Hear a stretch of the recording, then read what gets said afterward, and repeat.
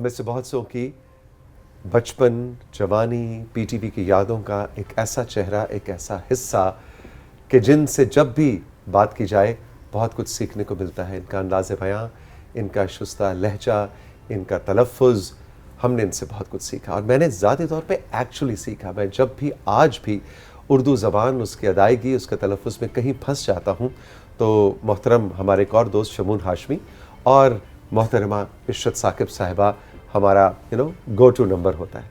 इशरत कैसी हैं, इसका तलफ़ुज़ क्या है? अस्सलाम वालेकुम, गुड मॉर्निंग। वालेकुम अस्सलाम आगा जी, कैसे हैं आप? अरे आजकल हर कोई मुझे आगा जी कह रहा है। बिल्कुल, आप पे सूट कर रहा है। अच्छा, सूट कर रहा है। मतलब एक्टिंग में मैं फिर माशाअल्लाह, आपने इंटरव्यू तो मुझे आज आपका करना चाहिए क्योंकि आपने बहुत सारे, हमने तो एक ही शोबे में काम किया तो क्या कमाल किया। आपने माशाअल्लाह खबरें भी पढ़ी, एंकरिंग भी की, होस्ट भी किए प्रोग्राम, और भी बहुत कुछ किया। लेक्चर्स देते हैं आप माशाअल्लाह, काउंसलिंग करते हैं और इसके अलावा अच्छा, जो बात आपने सुनिए, अब ड्रामे आप मेरी मेहमान है। नहीं, मैं वाकई दिल से कह रही हूँ कि आपने मैंने तो शायद आपका पहला ही देखा और मेरा ख्याल है ये पहला ही है।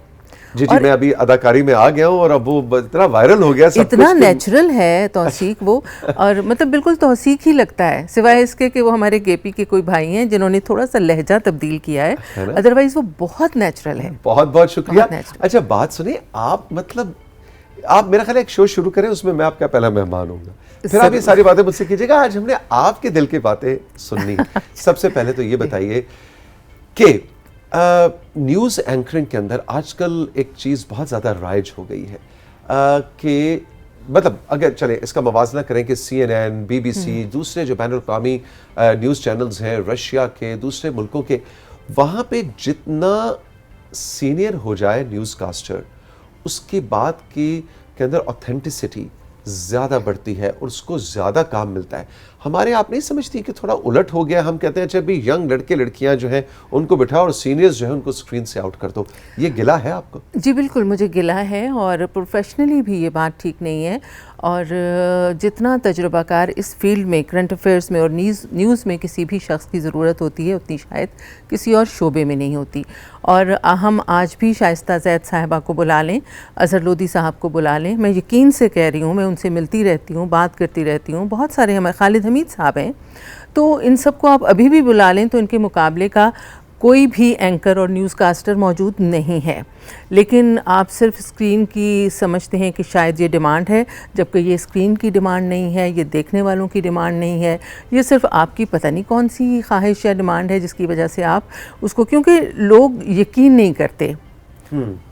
लोग फिर यकीन नहीं करते। जब आप एंकर ही आप देख लें, बार बार करंट अफेयर के एंकर अगर अपने चैनल ही चेंज करें तो उन पर जो इतबार है या यकीन है वो लोगों का कम होता जाता है। मैं तो यही समझती हूँ। अच्छा, और एक इस्तराब सा हमें स्क्रीन पे नज़र आता है, एक पैनिक सा नज़र आता है, और अगर एक दिन सुकून का पाकिस्तान में गुजर जाए तो हमारे न्यूज़ चैनल्स की स्क्रीन जो है वो बड़ी फीकी सी हो जाती है कुछ लोगों की नज़र में। ओके, मैं समझती हूँ, अभी फहद थे ये बैठे हुए, फहद ने एक बात कही कि जो वीलॉग्स वगैरह बनाते हैं सोशल मीडिया पर, ये वो दिखाते हैं जो लोग देखना चाहते हैं। हमें लोगों को वो दिखाना चाहिए जो लोगों को देखना चाहिए। अरे वाह, क्या अच्छी, ठीक है। हम उनको आदत डालेंगे तो वो वही देखेंगे जो उनके लिए ज़रूरी है, अच्छा है। और ये जो माशरे में इतनी बेसुकूनी, बेचैनी और अजीब सी इस्तराब है, ये इस वजह से है कि हमने हर चीज़ को ब्रेकिंग न्यूज़ बना दिया है। और ब्रेकिंग न्यूज़ जो है वो कहीं पीछे रह गई है।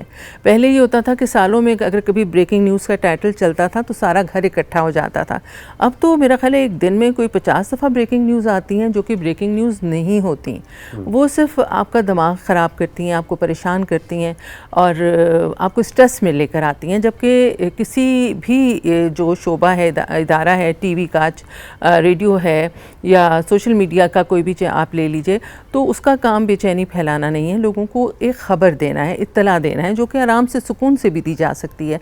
मसला सिर्फ ये है कि हर चैनल जो है वो इस कोशिश में है कि मैं सबसे पहले, इस चक्कर में वो ये भी नहीं सोचते कि आप गलत दे रहे हैं या आपको बाद में माजरत करनी पड़ेगी। अच्छा, माजरत छोटी होती है, माजरत छोटी हो गई है और ख़बर जो है वो बस ख़बर दे दें, उसके बाद देखा जाएगा जो होगा। जबकि ये ज़रूरी नहीं है, ज़रूरी ये है कि आप ऑथेंटिक चीज़ दें और आराम से सुकून से दें, ताकि सुनने वाले को भी आराम से वो हज़म हो जाए, परेशान ना हो। अच्छा जी, मेरे जो दिल में सवाल हैं वो तो चले हम बाद में, मैं आपसे ऑफ एयर भी पूछ सकता हूँ, लेकिन मेरा ख्याल है इस वक्त हक ज़्यादा उनका है जो हमें देख रहे हैं। जूजू गुजरांवाला से, इरशाद साहिबा तो मेरी फेवरेट थी और है, उनको बहुत खूबसूरत अंदाज में हमने हमेशा देखा। जिस तरह तौसीक हैदर हमारे घर का हिस्सा है, इरशाद साहिबा भी उन लोगों में से हैं जिनको हम फैमिली मेंबर समझते थे और समझते हैं। Juju, thank you very much, बहुत बहुत शुक्रिया। अच्छा, ये कहती हैं कि जी पूछना मैं ये चाहती हूँ कि आप अपने काम को और घर को और बच्चों को कैसे मैनेज किया करती थी, क्योंकि कभी कभी तो आपको बहुत लेट नाइट बुलेटिन्स में हम रेडियो पे भी सुनते थे और है, और पीटीवी पर भी, कभी बहुत अर्ली कभी बहुत लेट। मैं इसके हवाले से जानना चाहती हूँ कि आप मुझे कुछ टिप्स दें, क्योंकि मैं एक टीचर हूँ, मैं 2 बजे रोजाना घर आ जाती हूँ, लेकिन फिर भी घर मैनेज करना बड़ा मुश्किल होता है। तो आप कैसे मैनेज करते थे? जूजू, ये देखिए कि मैनेज करना आपने ख़ुद कहा मुश्किल है, नामुमकिन नहीं है। और हम जैसी ख़वातीन, आप जैसी ख़वातीन जो घर से बाहर काम करती हैं, वो ज़्यादा हसास होती हैं इस हवाले से कि अपनी ज़िम्मेदारियों को भरपूर तरीके से और सही तरीके से पूरा कर सकें, ताकि किसी को शिकायत ना हो। तो इसी हवाले से जब आपको पता होता है कि अगले दिन आपने किस ड्यूटी पे जाना है, आप तो खुशकिस्मत हैं कि आप एक टाइम पे जाती हैं और वापस आ जाती हैं। हमारे टाइमिंग बहुत मुख्तलिफ होते हैं, कभी सुबह, कभी दोपहर, कभी शाम। तो उस हिसाब से हम मैनेज कर लेते हैं, खाना बना लेते हैं। मैं तो बच्चों का लंच भी 2-2:30 बजे आधी रात को बना लेती थी, क्योंकि मेरे बच्चों को बुरा लगता था कि कोई और उनका लंच पैक करे। जिस दिन बहुत सुबह अर्ली जाना होता जी बिल्कुल। तो उस दिन रात को ही पका, उस दिन मैं रात को बना के बच्चों का पैक कर देती थी कि ठंडा ही होगा, लेकिन उस हिसाब से कि होगा माँ के हाथ का, होगा माँ के हाथ का। वाह जी वाह। अच्छा जी, फैसलाबाद से जमीला कहती हैं, इरशाद साहिबा आपने टीवी पे खबरें पढ़नी क्यों छोड़ दी? ये आप उनसे पूछें। मैं लेकिन रेडियो पे ख़बरें पढ़ रही हूँ और हमारी ख़बरें फेसबुक पे भी जाती हैं, और रेडियो पाकिस्तान की जो न्यूज़ बुलेटिन है वो फेसबुक पे एज अ वीडियो भी आप देखते हैं और उसको आप रेडियो पे सुन भी सकते हैं। और इन जैसे न्यूज़ एंकर्स और न्यूज़ कास्टर्स अब हमें टेलीविज़न की स्क्रीन पे क्यों नज़र नहीं आते, इस पे हम तफसील से अभी बात कर चुके हैं कि अब कुछ रिवायत ये बन गई है कि मतलब यंग फेसेस नज़र आने चाहिए, और इस पे हमने तफसील से बात की। अच्छा इशरत, ये बताइए कि आप की मादरी ज़बान क्या है? पंजाबी। कहाँ से? मेरे जो बड़े हैं या वालदैन, दादा दादी, नाना नानी ईस्ट पंजाब से आए थे, होशियारपुर और जलंधर से। ठीक है। तो उसके और घर में पंजाबी आपके बचपन में बोली जाती थी? हाँ जी बिल्कुल। जब ख़ासतौर पे जब अम्मी चूँकि मेरी एक टीचर थी और अब्बा जी मेरे ठेठ पंजाबी थे, अम्मी भी थी, लेकिन अम्मी शिमला में रहीं ज़्यादा अरसा। तो और मैं डिबेटर थी, मैं भी उस बच्ची का जो डिबेटर आई थी उनकी आवाज़ सुन रही थी। उन्होंने अपनी वालदा को क्रेडिट दिया, तो मेरे भी यहाँ तक पहुँचने का क्रेडिट सबसे ज़्यादा मेरी वालदा को ही जाता है, क्योंकि वो भी मेरे घर में मेरी ही तकरीरें सुना करती थी। और हर चीज़ जो मैंने सीखी, इवन ड्राइविंग भी, जब मैंने ड्राइविंग सीखना शुरू की, मैं इतनी बुझ दिमाग हूँ कि मैं कहती थी कि अगर मैंने ड्राइविंग सीख ली ना तो दुनिया का हर इंसान सीख सकता है। और मेरी गाड़ी हमेशा वहाँ बंद होती थी जहाँ रश होता था, और मैं इतनी शर्मिंदा होती थी, और अम्मी मुझे तसल्ली देती थी, कोई बात नहीं, आराम से, तसल्ली से। तो इसी तरह तकरीरों में भी होता था कि कमरे की कुंडी लगा देते थे। एक हमारा बर्तनों का वो शोकेस सा होता था सब घरों में, तो अब उसमें हम किताबें रखते हैं, तो उसके पीछे मैं खड़ी हो जाती थी और बिल्कुल जैसे स्कूल कॉलेज में डेस्क होते हैं उनके पीछे खड़े होके, तो अम्मी मेरी तकरीरें सुना करती थी। कुंडी इसलिए लगाती थी कि बहन भाई मजाक उड़ाते थे सारे, और अम्मी संजीदगी से सुना करती थी बहुत। अच्छा, तो ये आपकी उर्दू जी का हवाला दिया जाता है, और आप जैसे कि मैंने आपको कहा कि आपसे हम तस्हीह करवाते हैं अपने लहजे और तलफ़ुज़ की, तो घर में पंजाबी बोली जाती थी और ठेठ, जैसे आपने खुद कहा, ठेठ पंजाबी बोली जाती थी।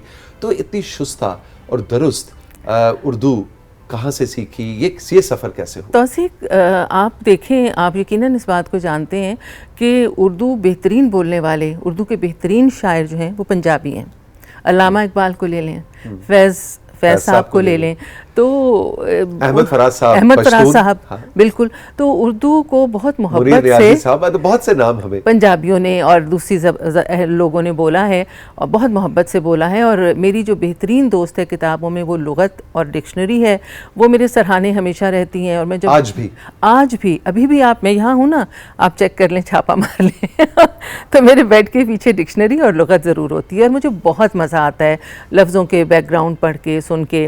और मैं आपको जब देखती हूँ, आप हैं, शमून हैं, तो हम एक मखसूस से अहद के लोग हैं जो उर्दू को बहुत प्यार से बोलते हैं, जो लफ्ज़ों को बहुत प्यार से अदा करते हैं, उर्दू से इश्क किया है।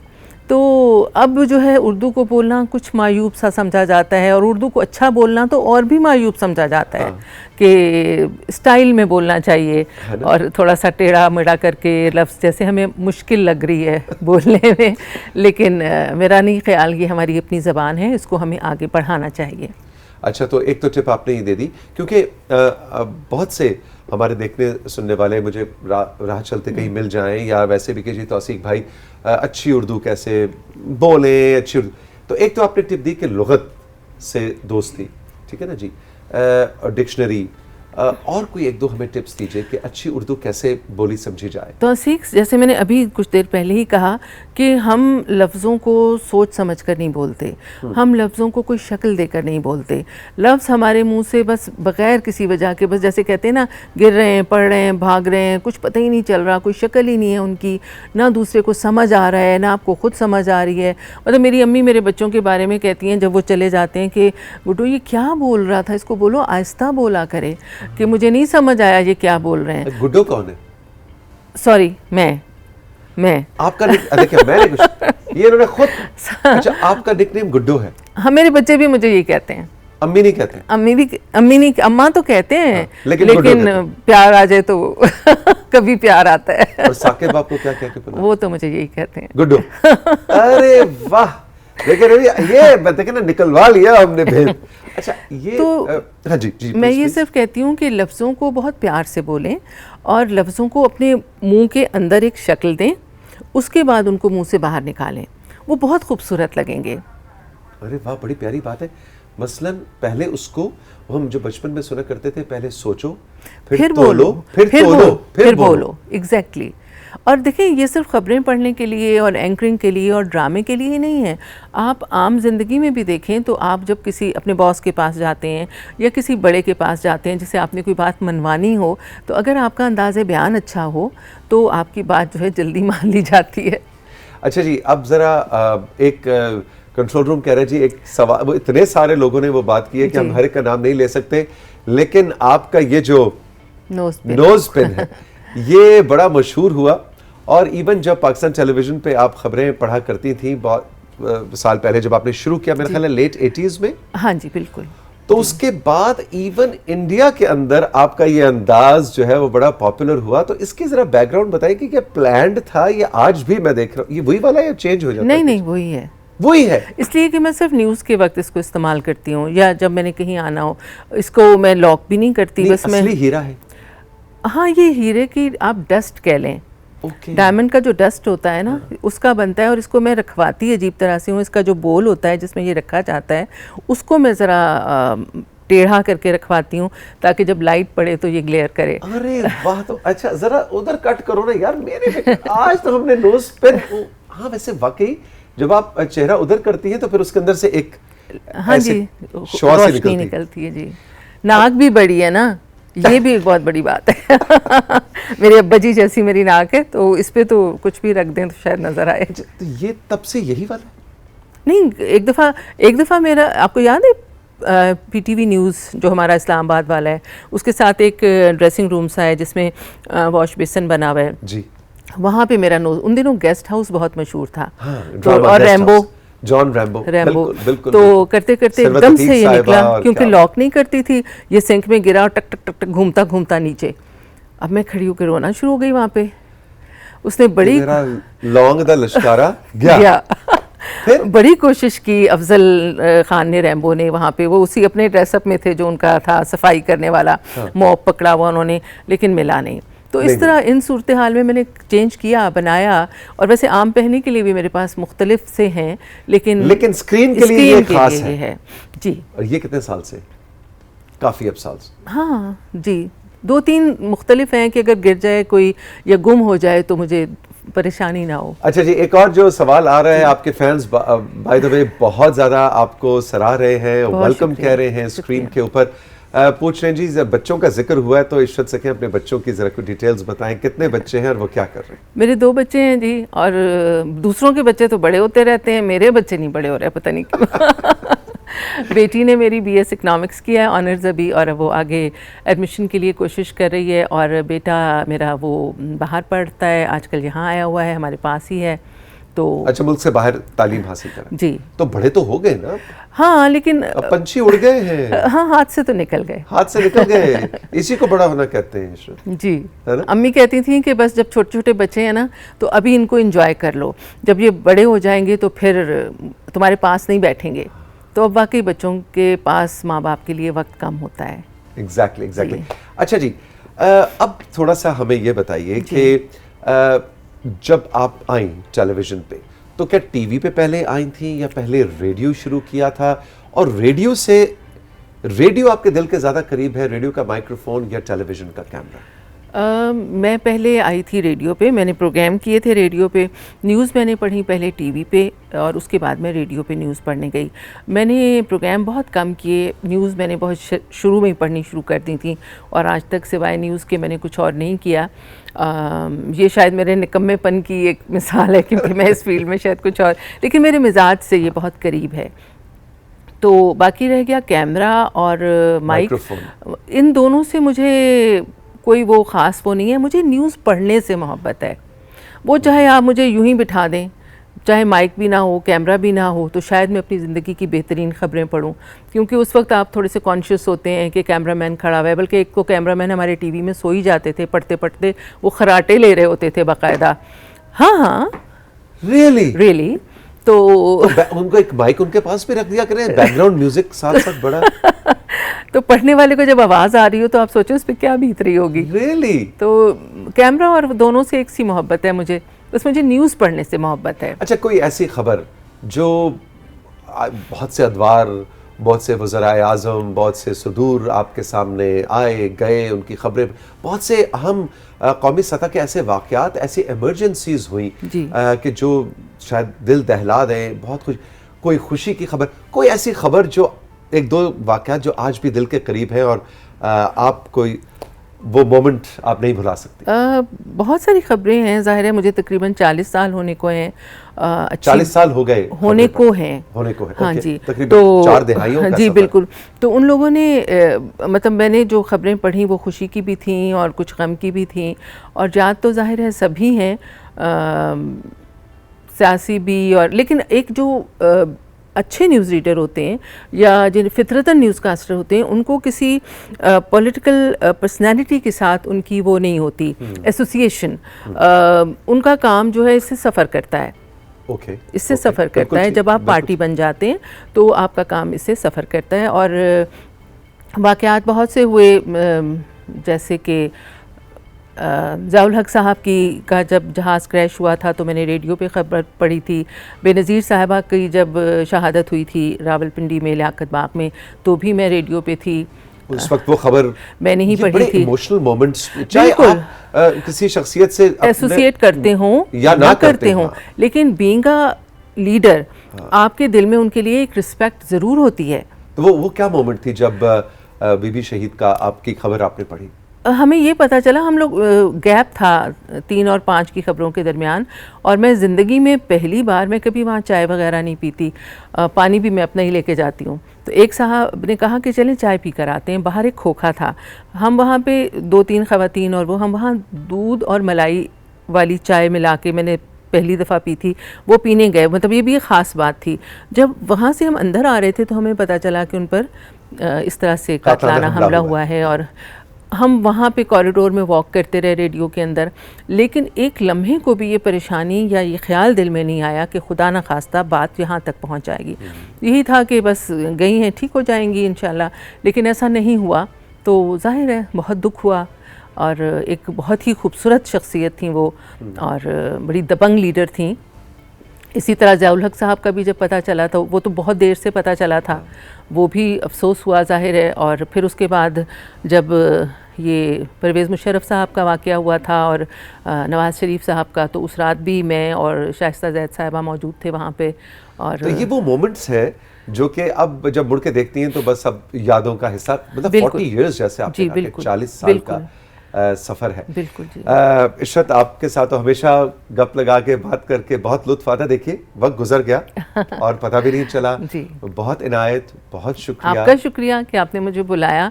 मुझे हमेशा आपके साथ बैठकर बात करके बहुत अच्छा लगता है, क्योंकि मैं समझती हूँ कि आप उन चंद एंकर्स में से हैं जो अपने मेहमान को बहुत इज़्ज़त देते हैं, और एक बहुत ख़ास अंदाज़ है आपका।